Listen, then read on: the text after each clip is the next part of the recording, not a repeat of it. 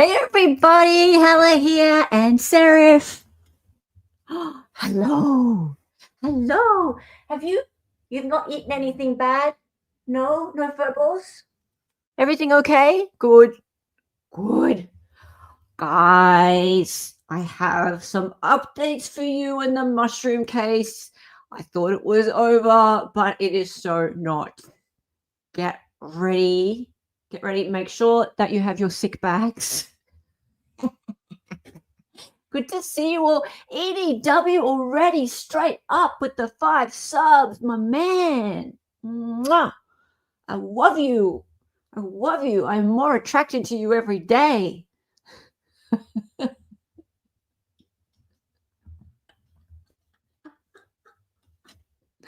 Oh, love.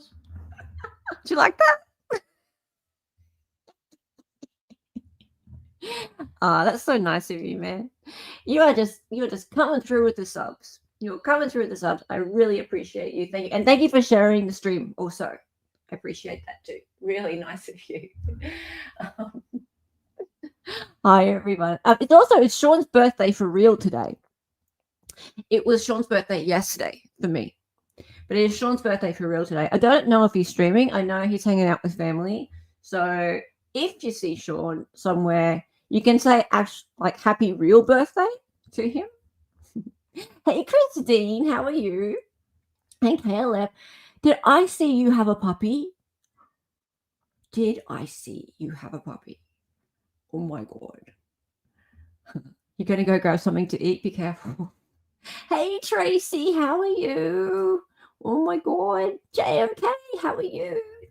Johnny on the spot. Mav. Hey, Mav, Dolly Cox. Now, I'll bring Dolly in. Dolly's not feeling too well. Right, so just be nice to Dolly because, oops, hang on.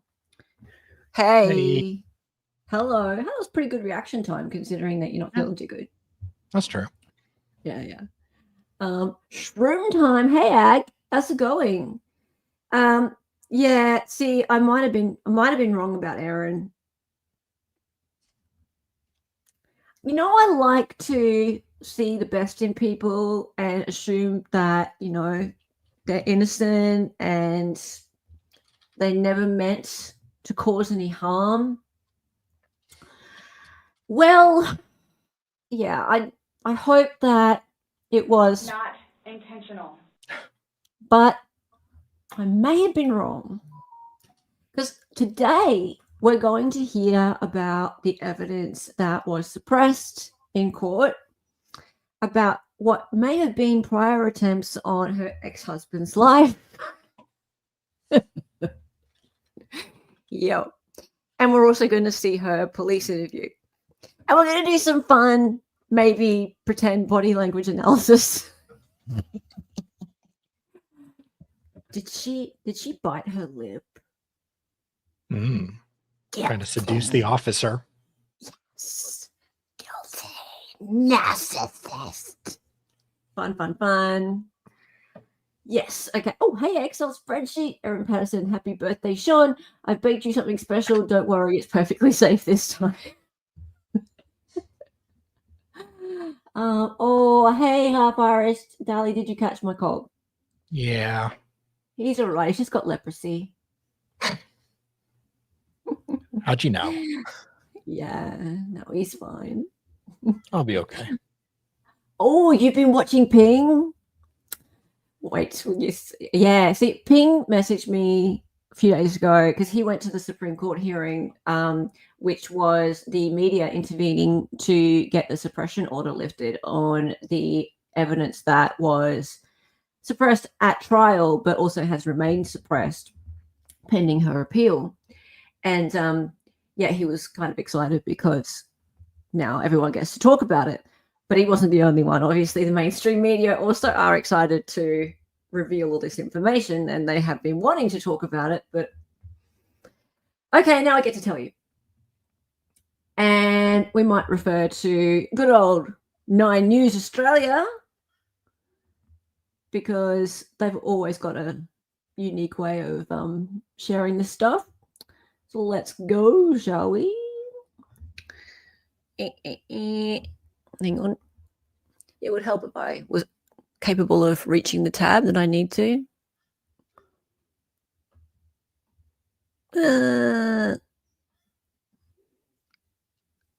Okay. Patterson herself for the first time about that fateful mushroom lunch. It's part of a huge amount of material that's been made public by the Supreme Court of Victoria, including evidence the jury in her trial didn't hear about allegations of previous poisonings of her husband, Simon. Court reporter Amber Johnston has been sifting through all this information for us. Amber, why are we getting access to this evidence now? Why? Hi, Kate. So as soon as those guilty verdicts were handed down a month ago now, can you believe it, Justice Christopher Beale imposed a suppression order banning the media from reporting any of the evidence that the jury didn't hear. So this is evidence and allegations that were scrapped from the triple murder trial. And it was actually Erin Patterson and her defence team who were pushing for this suppression order to protect her right to appeal. So she hasn't formally lodged that appeal yet, but today, during a mention hearing at the Victorian Supreme Court, Justice Beale decided to basically lift most of that suppression order, which means now we can report a lot of these secrets that we haven't been able to tell. So we've been hanging on to a lot of this information and we can finally reveal it after all this time. Okay, so look at this. We're seeing CCTV of her that we never got to see before, right? So that was her leaving the hospital. Remember how she wasn't like, it was against doctor's orders for her to leave the hospital. And if we go back here, see that? There's a nurse there or something going, hey, what are you doing? And she's like, going out. Bye. Been able to tell. So we've been hanging on to a lot of this information and we can finally reveal it after all this time. Of course, Amber, you heard from Erin Patterson during the trial, but now we can all hear from her. Yeah, that's right. So another part of the big development that happened today is in regards to Erin Patterson's record of interview, which has now been released for the very first time. So you might remember we actually heard the record of interview during... Look, that's her with the dehydrator. See? Oh. They've got that CCTV of her carrying the dehydrator out to the dump. Oh, dump. Sorry, tip. You call it tip, right? Hang on, let's watch back. Which has now been released for the very first time. So you might remember we actually heard the record of interview during the triple murder trial, but the actual video itself was never released. So we did our very best to try and convey her demeanour and also the lies she told to police during this time. But it doesn't really match up with, people being able to hear this record of interview, with their own ears. And just for some context, this formal interview that Erin Patterson did with police happened on the 5th of August 2023. So just for some context, that was just a few days after that fateful mushroom lunch. And at this point, Heather and Gail had passed away. Don had just had a liver transplant. He was clinging to life. And of course, Ian Wilkinson was incredibly ill. So take a listen at what Erin Patterson had to say. I'd like to understand why you had his parents and his uncle and auntie over for lunch. The 21th of July. Because I've got no other family, so they're the only support I've got left, and they've always been really good to me. Yeah. And I want to maintain those relationships with them, in spite of what's happened to Simon. Okay. I love them a lot. They've always been really good to me. And they always said to me that they would support me. When did you own a dehydrator? I don't know, about 1 year ago. Okay. What did you use that for? Like when I first got the Thermomix, I got really excited about making everything from scratch. Yeah, but it's certainly fascinating to hear from Erin Patterson in that interview. But we've also learned about the real reason that her husband, Simon Patterson, didn't go to that fateful mushroom lunch. Right. This is the bit you all need to listen to really carefully. right? So you know how Simon Patterson, the husband, looked really pretty mad, right? Like when he was coming out of the courtroom every day, he just looked super duper mad. And it felt like more than just you killed my parents, right? There's more to it. So just get ready. To be quite frank, it's because he was worried that his estranged wife was going to kill him. So we can now reveal a part of the evidence that the jury didn't hear is that Simon Patterson accused his estranged wife, Erin, of trying to kill him a number of times in the 2 years leading up to that fateful mushroom lunch. So he told police that Erin Patterson allegedly served him a number of toxic meals, including a poisoned penne pasta, a poisoned chicken curry, as well as a chicken wrap, a beef stew, and also cookies.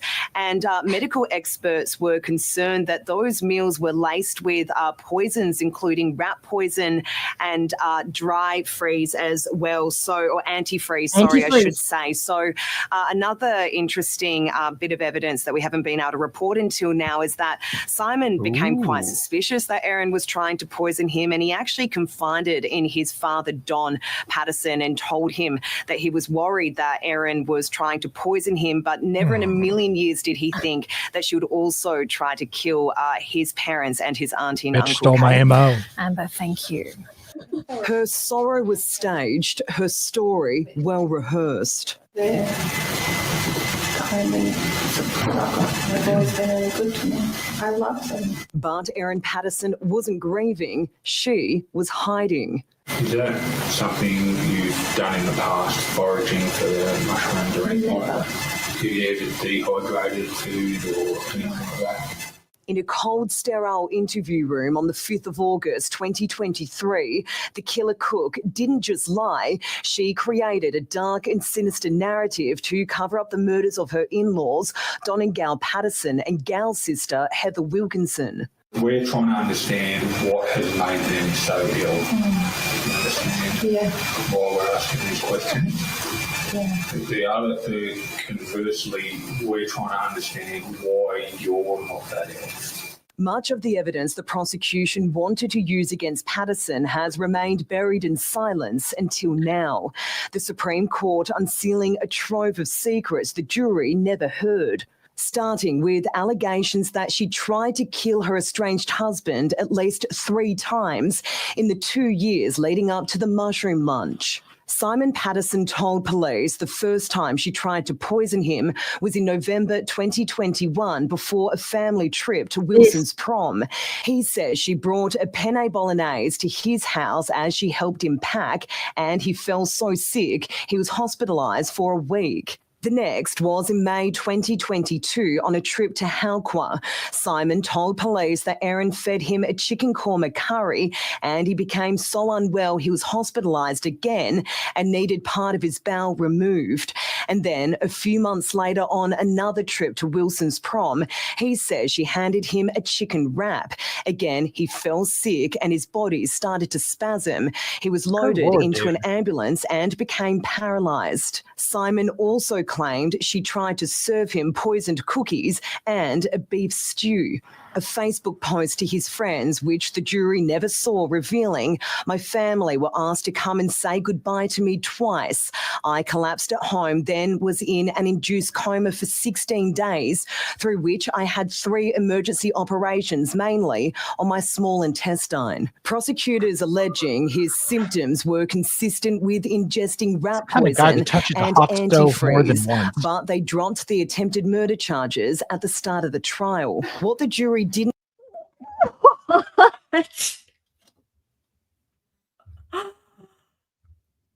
Like, I don't want to blame the victim, but good Lord, dude. Why Have did you a little, keep eating like- her food? That's a really good, yeah. I have so many Simon questions now. Dude, why did you keep eating her food? Even Julie Jensen tried to not eat and drink food Mark gave her. Yeah.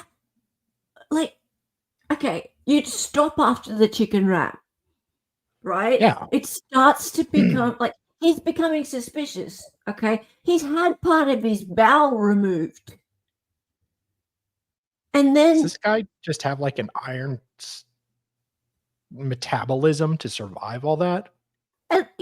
he's made it out of it alive, right? And he still keeps eating her food. What? Okay, keep going. Maybe. know is that as Simon became suspicious, his doctor encouraged him to make a spreadsheet detailing his brushes with death, which led to one common denominator, his wife. He said something along the lines of, we've got a concern of eating death cap mushroom. And I said, what? Simon confided in his father, Don Patterson, who he made his power of attorney, replacing his wife. Simon hated that I still had a relationship with his parents. They always said to me that they would support me with love And and a emotional culinary support, delight. even though Simon and I were separated. But after the mushroom lunch, as they fell gravely ill one by one, Simon called a gathering at the Austin Hospital Chapel with the wider Patterson and Wilkinson family members, where he revealed his chilling secret. Simon wanted to tell us that he suspected his own illness had been a deliberate act, that he'd stopped eating food Erin had prepared because he suspected that she might have been messing with it, said Ian and Heather's daughter, and that he was really sorry that he hadn't told our family or our parents before this, but he thought that he was the only person that she was targeting and that they'd be safe. Imagine that meeting, right? They're all at the hospital. They're all just about to cark it. And he comes in and goes, hey, you remember, like when I had part of my bowel removed and when I was in a coma for 16 days, like all those times, remember that? That was because she poisoned me. And I'm pretty much 90% sure about that. And I didn't tell you all. And then I let you all go and eat lunch that she made for you. Sorry about that. Oops. My Yeah, bad. my bad. I didn't think she'd do it to you guys though. Like I really didn't. But oopsie, sorry, I didn't mention it. Imagine.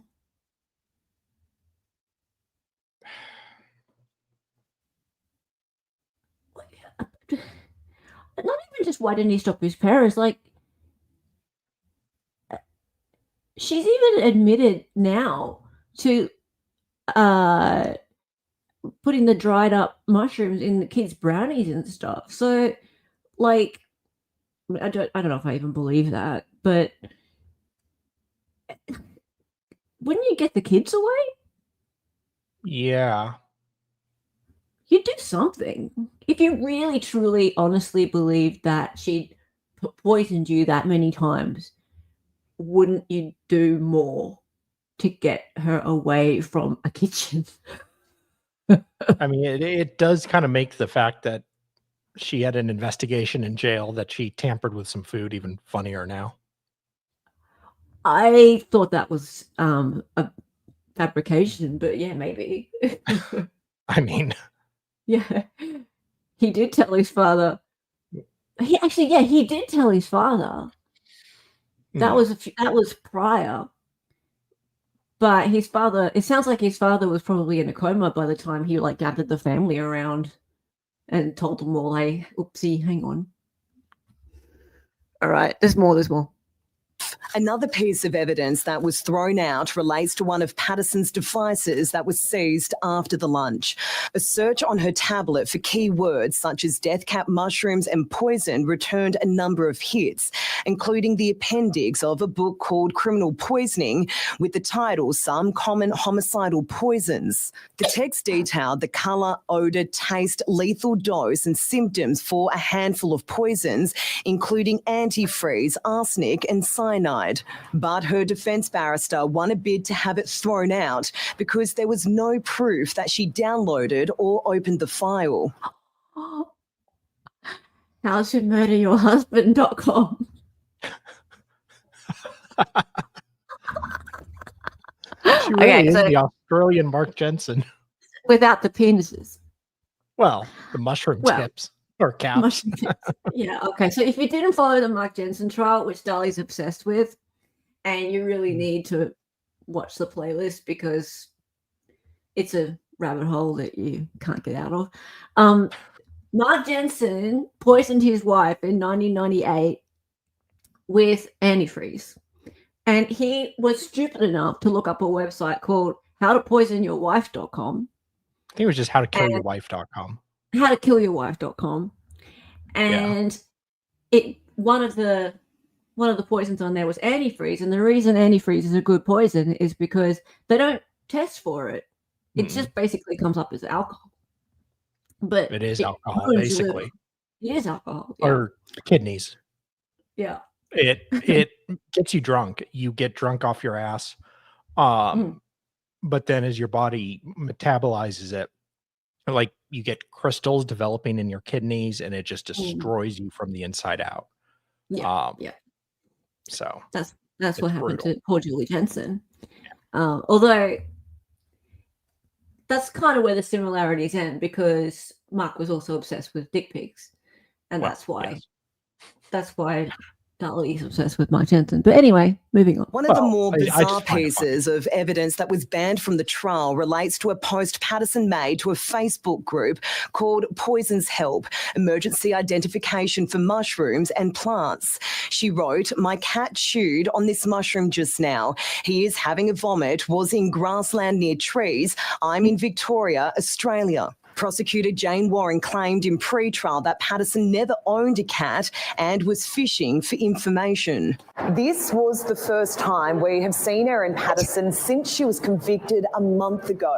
She appears to have lost a whole lot of weight and at times was gazing out a window. I'm sure you understand too that I've never been in a situation like this before. Then again, she probably thought she would never be caught. And Amber is with us at the desk this evening. Amber, just take us through why those attempted murder charges relating to Simon Patterson were dropped. Very long story short, the prosecution basically didn't have enough evidence. They really wanted to run these attempted murder charges relating to Simon Patterson alongside the charges relating to the mushroom lunch. And that's because a lot of the evidence went hand in hand with each other. But earlier on this year, the Court of Appeal basically ruled against having one big mega trial, which was a huge blow to the prosecution. And ultimately, they had to weigh up their options and they decided that it just wasn't worth pursuing those attempted murder charges against Simon Patterson. So they were dropped at the very beginning of the murder trial and they ended up just focusing on the lunch. And so when will Erin Patterson be sentenced? And also at what point do we find out if she's going to appeal? So Erin Patterson will be back at the Supreme Court in Melbourne later this month for a plea hearing. And during that plea hearing, that's when we'll learn when she'll be sentenced. So it should be this time this year, but it's still going to be a little while away. In regards to any prospects of an appeal, nothing official has happened yet, and that's because Erin Patterson and her defence team have 28 days until after she's sentenced to formally lodge that appeal. So we're going to have to be patient and wait a little while longer. But what I can tell you is that it's looking like she will be sentenced in Morwell. All right, a lot still to come. Emma Johnston, thank you.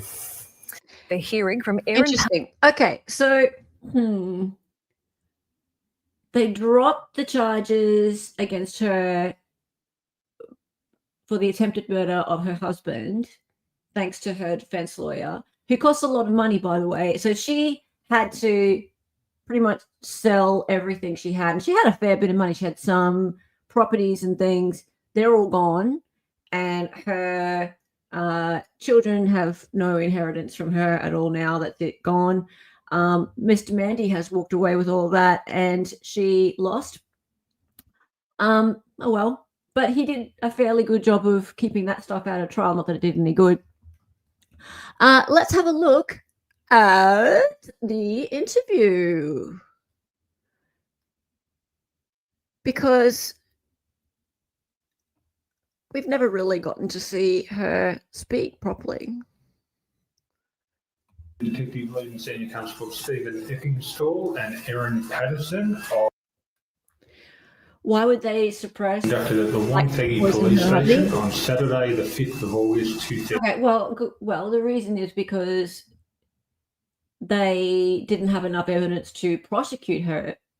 And so if they couldn't prosecute her for it, then they couldn't bring that evidence in because it's a bad act. It's not relevant.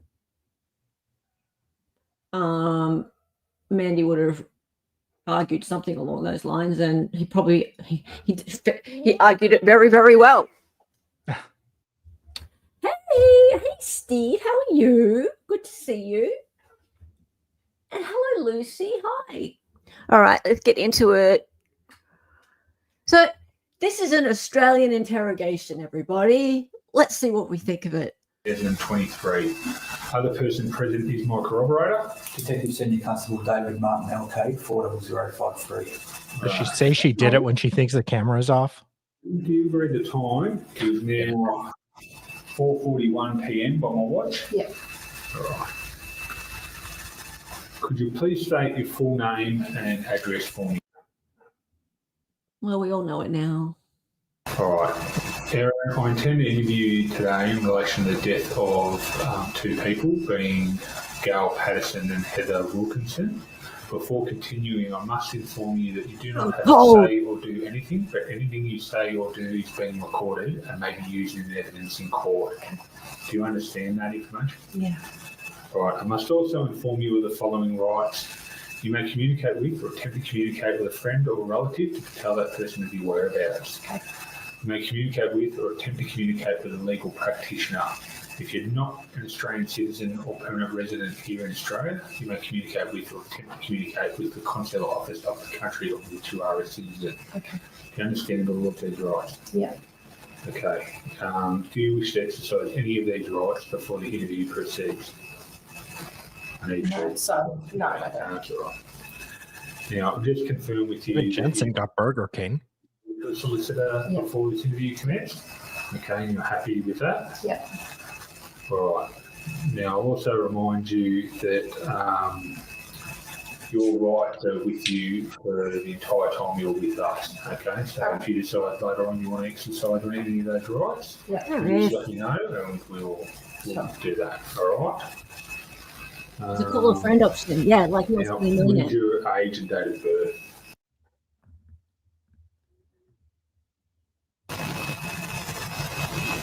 Are you an Australian citizen? Yeah. Are you a permanent resident here in Australia? I was born here and I live here and I'm a resident of Australia. Is that what that was? Yeah, that's fine. Okay. And are you of Aboriginal or Torres Strait Islander descent? No. Can't tell. Okay. What's your mobile number, Erin? Is that the bad cop at the end of the table? It's really hard to tell. Erin's face looks like she just ate a cow. Or a beef Wellington. Come on, bring it back.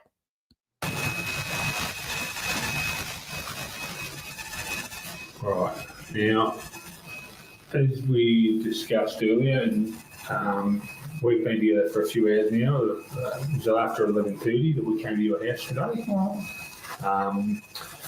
We want to discuss the deaths of Heather Wilkinson and Gail Patterson today with you. When we were at the house earlier, we discussed that you hadn't really been kept in the loop and it had come as news to you that Heather and Gail had both passed away.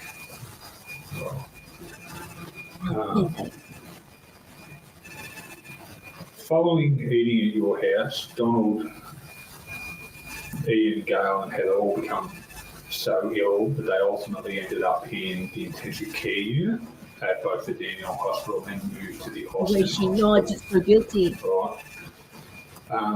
Following that, they had a deterioration in their condition and that they become so ill that their livers have failed. Man. Donald underwent transplant last night. Okay. His condition is still extremely critical as of last report. Heather and Gail passed away. In relation to Ian, I don't have a current prognosis in relation to where he's at. As of late yesterday, the diagnosis isn't great for him either. Right. We're trying to understand what has made them so ill. Understand why we're asking these questions. Conversely, we're trying to understand why you're not that ill. So you understand why we're interviewing you today? Yeah, I do. But I'm sure you understand too that, like, I've never been in a situation like this before, and I've been very, very helpful with the health department through the week because I wanted to help that side of things as much as possible because I do want to know what happened. So I've given them as much information as they've asked for and offered up all the food and all the information about where the food came from. No, I fully understand. Yeah. I've given them as many snacks as they could ask for. I must say, for the record again, you were very helpful at the house and you did point out a couple of things for us that will help us with our investigation. Mainly the fruit platter that you said Heather for you and the gravy in the fridge in the pantry that you said was from the night you kept on advice from the health department. So thank you for that. You also pointed out a recipe book on the counter and you referred me to page 250 odd of recipe for beef Wellington that you indicated was the recipe that you cooked. Okay. Right, on what we saw at your address in Leongatha. We didn't see a lot of food from Asian grocers or Indian grocers or those kind of stores. To look in my fridge, I've got a lot of Asian cooking stuff in my fridge. Did you look in my fridge for the Asian stuff? Are we likely to find more of that kind of stuff in your Mount Waverley address, do you think? Or no, because I did a big clean out of the pantry and fridge the last time that I was there because I want to sell that place. Okay. All right. So the pantry and fridge there will be. Looks like the poisoner. So you want to sell that and a place. narcissist and a gaslighter. Those are the best. Obviously, we've got concerns in relation to these mushrooms and where they've come from. Is that something you've done in the past, foraging for mushrooms or anything like that? Never? Never.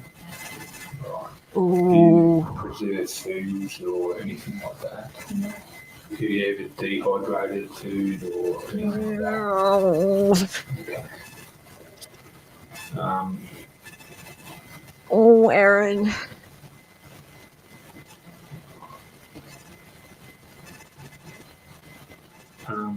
You've described to me relationship with your ex-partner Simon.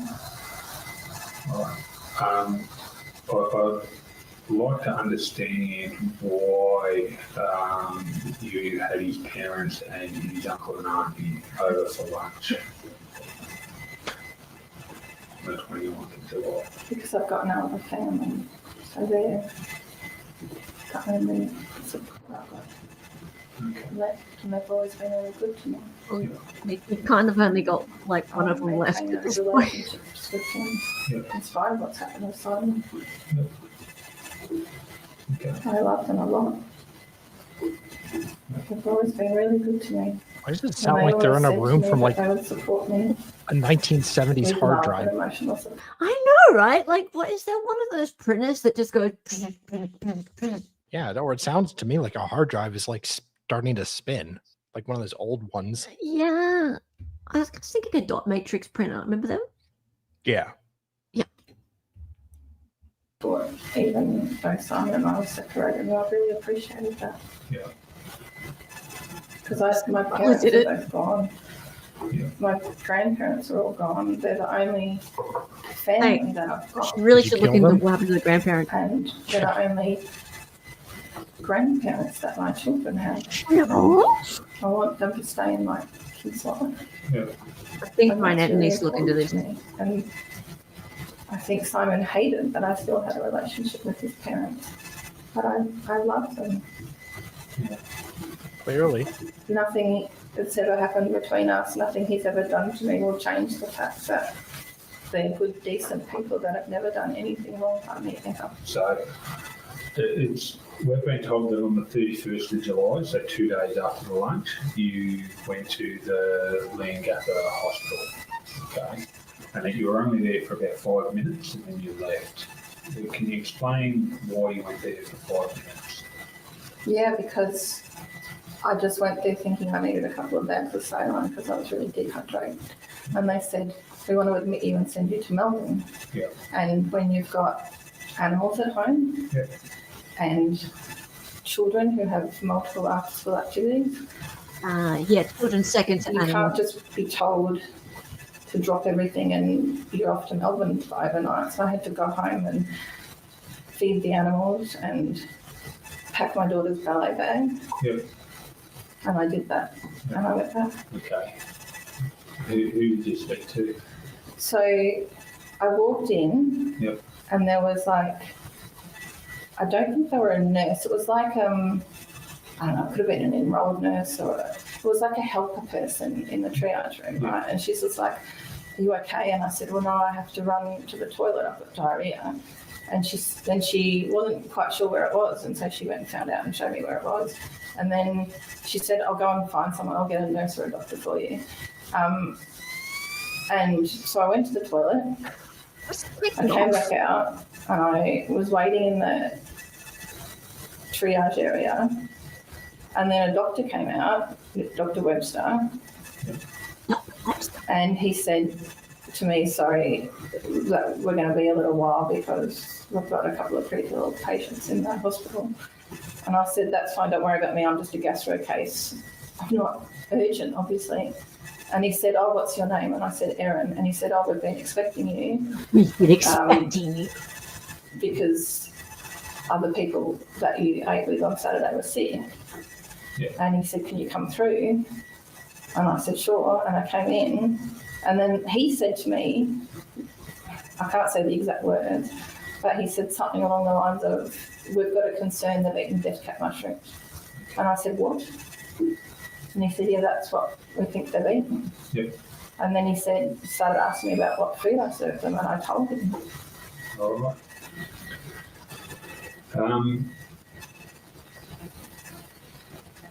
I understand you went down to the hospital and got treatment and that.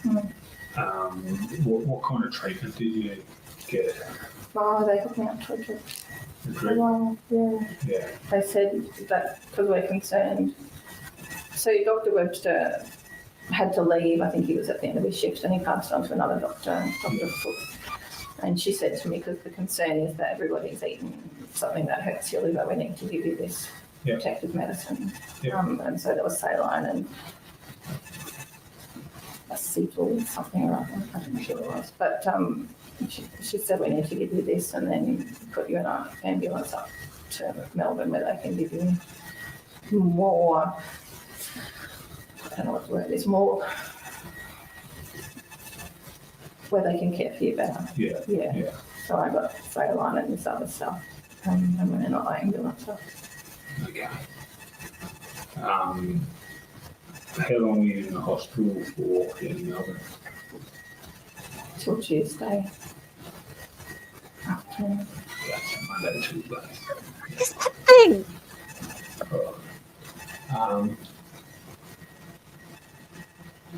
And again, for full disclosure, so you understand, we've obtained warrants in relation to medical records for everyone involved in this. So we will get medical records in relation to your treatment there as well. Sure. Okay. You were at home and present when we did a search warrant today. Right. So they did a search warrant that day. Watching everyone. Right. So they had actually, so they're doing the interview here, but they'd actually been to her house with her that day. Right. And remember, that they had taken her devices and she had wiped them. I wonder whether she had done the factory reset and also done the remote reset as well. Remember how she like done the remote reset, like while they're in police custody. Also, David, why is Australia a 12-year-old's fever dream? Explain.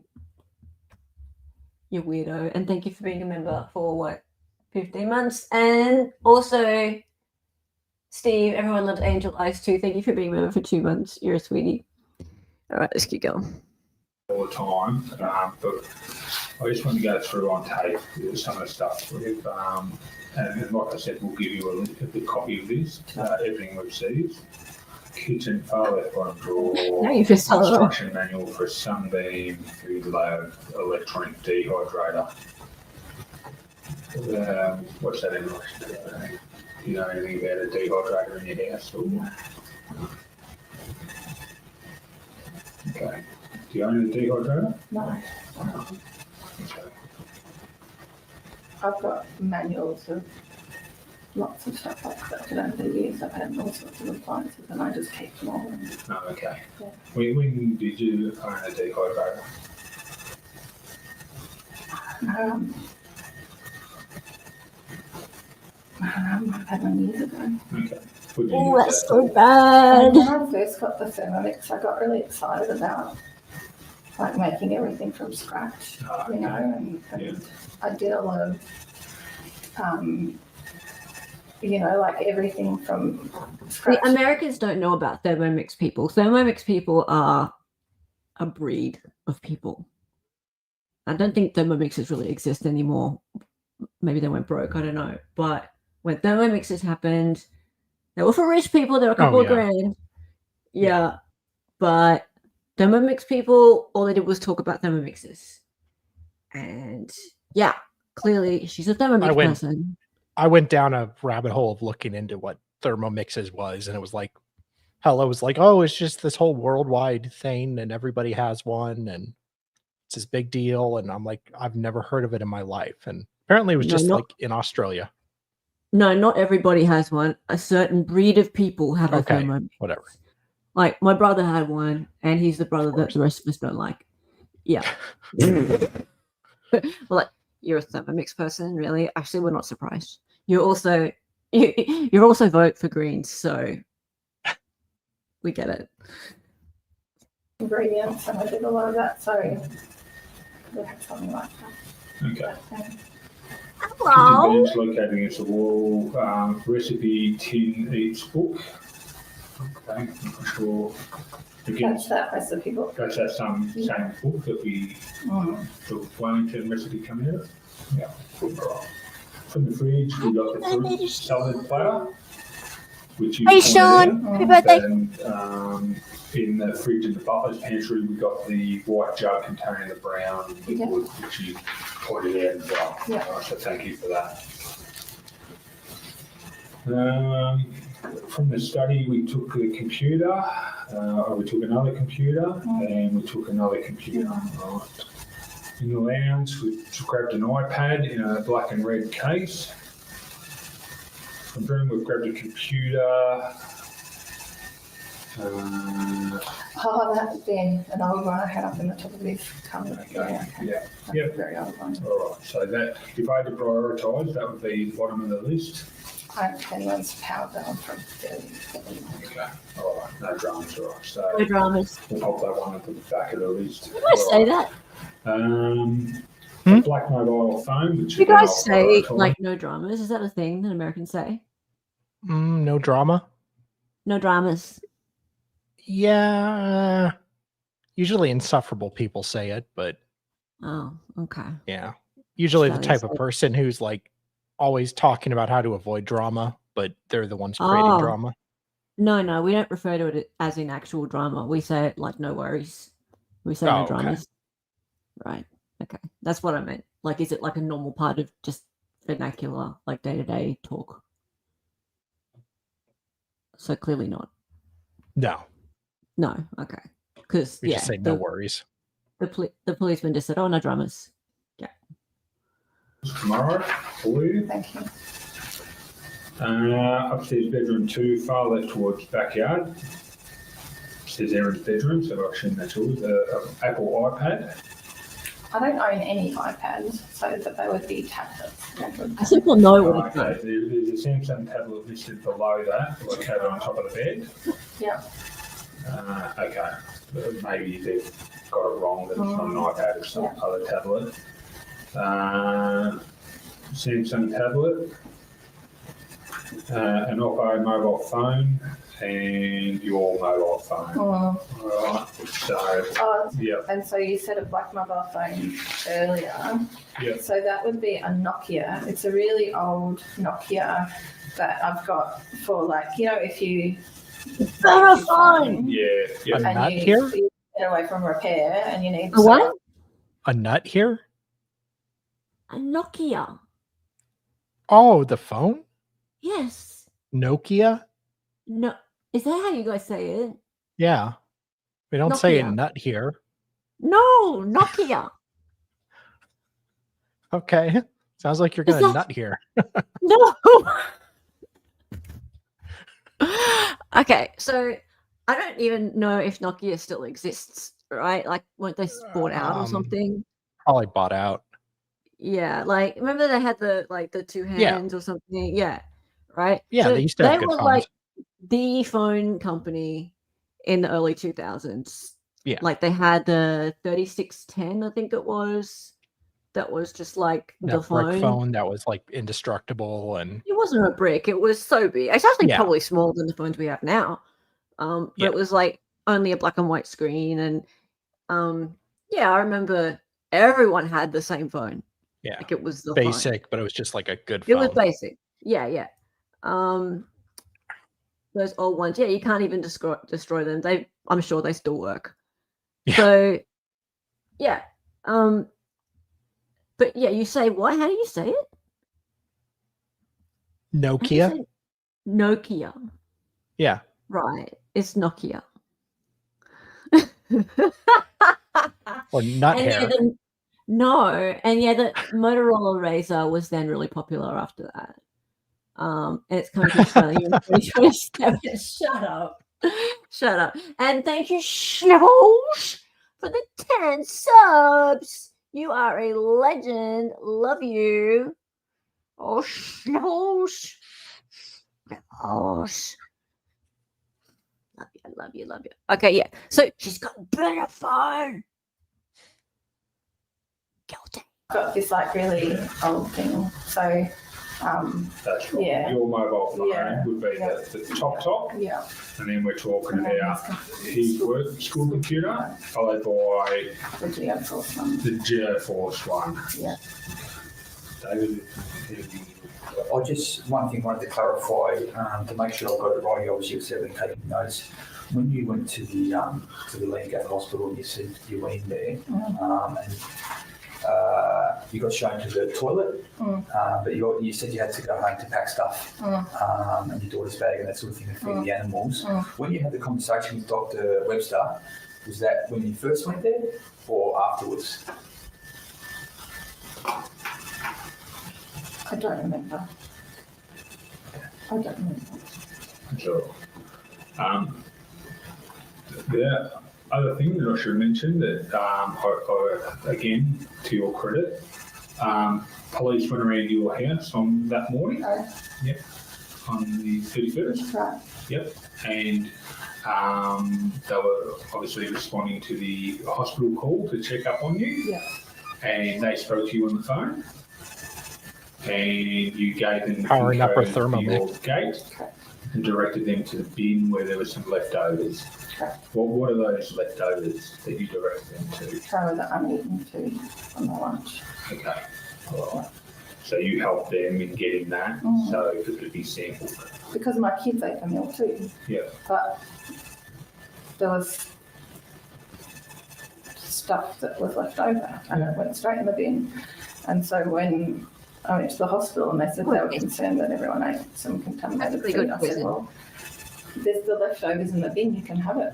Feel free to look through it. Yep. And You can have a bite. I said, I'll go and get it if you want. And they said, well, that's fine. You need to go on a drip.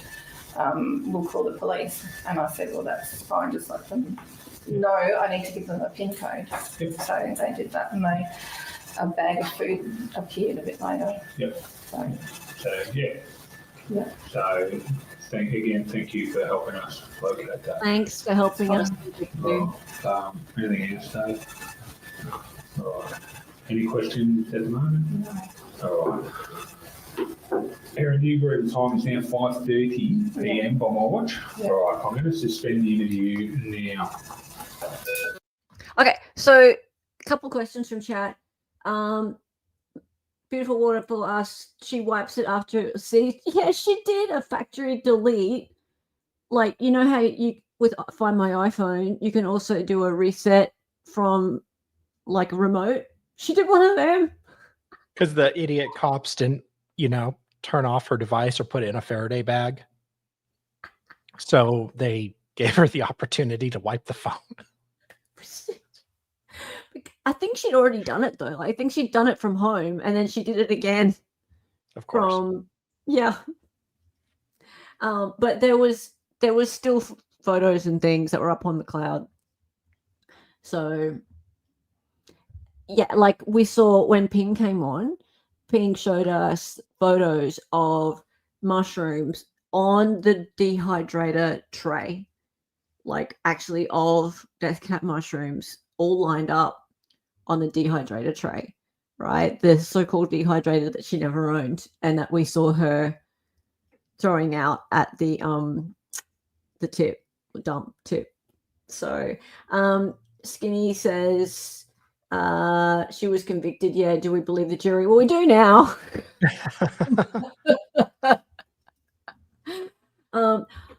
I was not convinced 100% that it was intentional. I thought that perhaps I knew she was like responsible for their deaths, definitely. Yeah, I thought it was more negligence. Yeah, that she definitely picked mushrooms, all that kind of thing. But I thought perhaps it was manslaughter in that, that she picked the mushrooms and that it was a big mess up that she picked the wrong kind of mushrooms and then she made all this shit up because she was scared. But yeah, with this stuff about the ex-husband potentially being poisoned several years earlier 4 times or 3 times and going into a coma and losing part of his bowel. That doesn't look good at all. So he must feel pretty bad. Not yeah. Oh God, he probably has so much guilt. Yeah. Plus, how much time is she facing? Well, how much time is she facing? This is really probably about 3 months before eligible for parole. It's Australia. I got asked this yesterday. Actually, I'm not really sure. Like, murder is like 20 to life, which is usually 20 here. She's 50. I don't tend to do consecutive sentences here, but it depends. Like, this is a mass murder, so do they let older people out? Sometimes, but like mass murders tend to get treated a bit differently. So, like for example, our like Martin Bryant, the one who was the reason our guns got taken away. He killed 35 people. He's never seen the light of day. So there are some occasions where life really is life. I don't know about this one. Mushroom bans. We need common sense mushroom control. No shit, right? Anytime something happens, it gets banned, right? Anytime something happens. By the way, you know how like GameStay is sometimes in chat? My daughter, she's 13 now. GameStay's account will not exist in December because YouTube has been banned for anyone under 16. Really? All social media has been banned for anyone under 16. Yeah. Banned. Just banned. Let's just ban it. YouTube Kids. Oh no, you can have YouTube Kids, right? Because that's all right. But YouTube generally, so YouTube became part of the social media ban, which we already knew was going to happen, but YouTube got included into it. So she can watch YouTube as you know, you don't have to be logged in, right? So good luck policing that. But she can't have an account that is not. Thanks a lot, Sarah. She can't have an account that is registered as someone who's under 16 using just general YouTube. Wow. This is anything that ever happens in this country, if something goes wrong, they just ban it. Just like that. This week, banning machetes and YouTube. It is stupid. Good law, I approve. Oh man. Anyway, she took photos of the poison mushrooms in her own house on her dehydrate tray. Yeah. Yes. Not the brightest. Yeah. Yeah. And that's like part of why I thought that it was a mistake. Oh, you cut out. Uh-oh. Uh-oh. Hello. You coming back? I know. Okay. Well, this is awkward. Yeah, because we both thought that it could have been a mistake because there was the possibility it was a mistake. Just messed up. It's just a cat. Yeah. He likes to sit behind the computer and push forward, like push backwards, sorry, and push all the cords out. Serious. Look, he's an old man. He can do what he wants. Shut it down, noticing. I always thought Helen was under 16. Oh, that's so cute. Australia banned Helen because her opinion went wrong. Yeah. Right. Also, unbelievably, like this whole case, like everything about it has been effectively under seal, right? So, like in the US, there has to be a court order for things to be under seal, right? Or for there to be like a gag order, basically like a media gag order. Here, everything is kind of under a gag order already, right? And there has to be a court order for it to be released. So the media intervened and said, no, we want to release it. And so the judge actually came along and saw the media and went, okay, well, you can talk about this, and this. So, yeah, I'm very young, Mum. Cats and feces don't mix well. I've got a Mac. But yeah, I've just got a lot of things plugged in here. All right, thank you guys for hanging out. This might be the end of it. We'll see. We might see if we can cover the sentencing and what happens to her and see if she gets like more than 5 years. It turns out that Colin Mandy didn't do such a bad job. But he did some good work pre-trial. Yeah, he did. But then he just like completely gave up when it came to, you know, presenting a defense. Or most of her money was probably spent trying to keep that crap out. I mean, they still have limited resources. Yeah. Is Sean gonna stream? I don't think so. Yeah. Like we've waited so long for his actual birthday. Oh, Steve Gosney's streaming. We are going to go to Steve Gosney. Yeah, we've waited so long for his actual birthday. Like we've had so much fuss about his birthday, and his birthday comes up, and there's no freaking birthday stream. What the? Okay, so Alley Cat's gone missing. We need to go and give Steve Gosney some emotional support, everyone. So we're going to go raid him right now. Let's do that. I'm sure that his cat, or Alley Cat, is going to come back really soon. So let's just go make him feel better. Okay, let's go. All right. Cool. Oh, by the way, the response to Alex Murdoch's state Supreme Court appeal from the state has dropped. It's 130 pages. Dahlia and I need to have a look through it and see which bits are worth reading. And we'll probably run that tomorrow, maybe, depending on, maybe not, maybe the day after, because you're not feeling well. Yeah.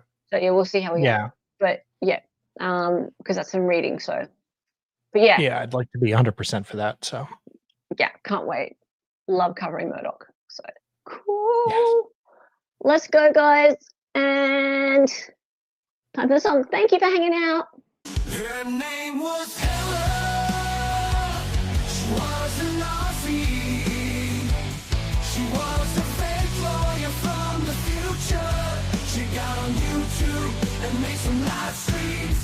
The co-host is Dolly and she dances sometimes. The words are always so loud and because she's an 803. To the attention, excited ignorance. Her cat is